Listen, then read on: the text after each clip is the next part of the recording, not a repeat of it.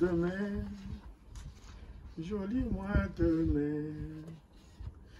Te revoilà comme chaque année. Mois de mai, mois de fleurs, tu nous rappelles le bonheur et tu nous montres la gloire du Seigneur. Oh, comme c'est beau, le printemps est là, tout refleurit. La nature entière se réjouit. Après ce long mois d'hiver, pourtant si nécessaire, la sémence cachée dans la terre est apparue. Je me suis réveillé avec ce chant. Comme vous voyez, le soleil s'est levé. Pour nous ici en Europe, quand le soleil se lève, c'est une grâce. Après l'hiver, c'est le printemps. Le printemps, c'est la résurrection. C'est-à-dire qu'après la saison morte, où tout meurt, le printemps arrive, tout refleurit. C'est pour ça que je crois qu'après ce coronavirus, le printemps va arriver. Le naturel est un type du spirituel. Ok, je suis vraiment heureux de voir le soleil. Et aussi, je suis heureux pour le soleil de justice. Je vais vous exhorter juste très courtement. J'ai pensé à Jean 16, le verset 7. J'ai pris quelques mots, quelques notes ici. Jésus dit, il est avantageux que je m'en aille. Car si je ne m'en vais pas, le consolateur ne viendra pas vers vous. Mais si je m'en vais, je vous l'enverrai. Alors, Frère Branham dit dans le message, il prend soin, qu'il a prêché en 60, le paragraphe 61, il dit, pourquoi les hommes ont faim et soif? C'est parce que quand il a été créé, quand l'homme a été créé, il a été fait et créé avec un petit endroit en lui pour que Dieu vienne y demeurer pour le consoler. Donc l'homme a été fait pour être consolé.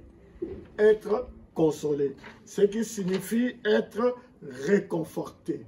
L'homme a été fait pour être béni, pour être rassuré, pour être calmé, pour être apaisé, pour être soulagé.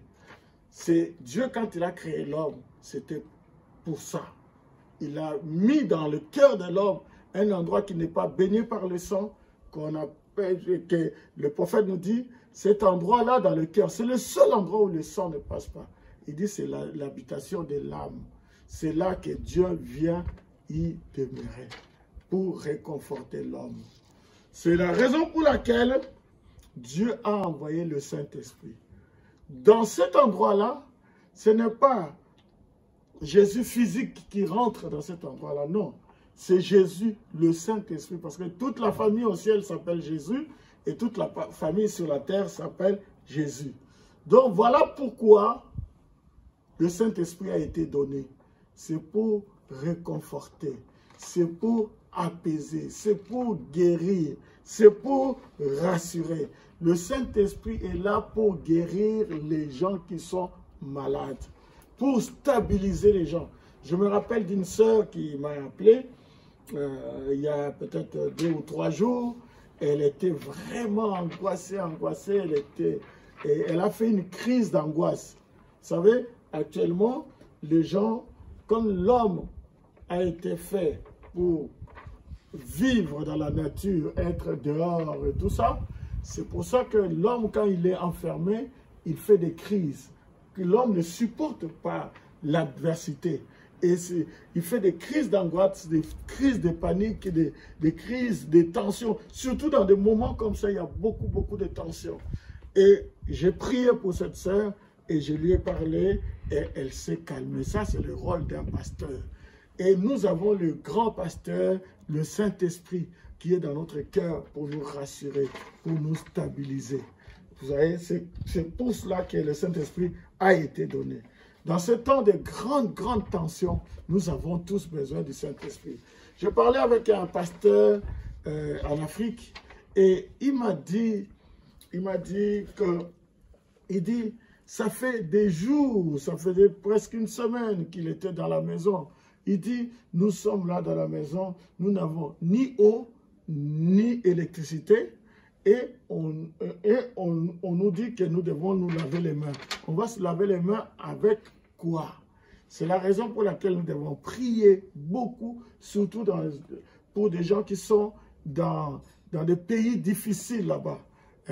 Surtout en Afrique et dans d'autres pays difficiles, qui n'ont ni eau, les choses de base, ils n'ont pas. C'est pour ça que c'est une honte pour nous qui sommes en Europe ici, que nous commencions à nous plaindre.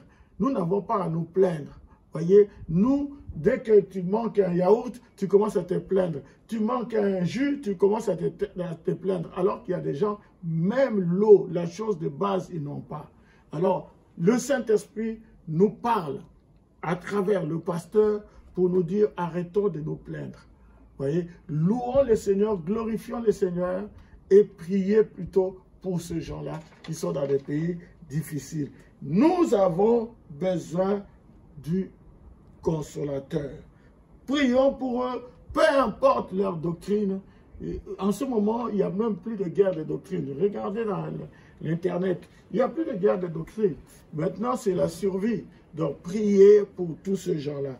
Voilà pourquoi, à partir de la semaine prochaine, nous commençons, donc à partir d'aujourd'hui même, ce soir, nous commençons cette série sur le baptême du Saint-Esprit.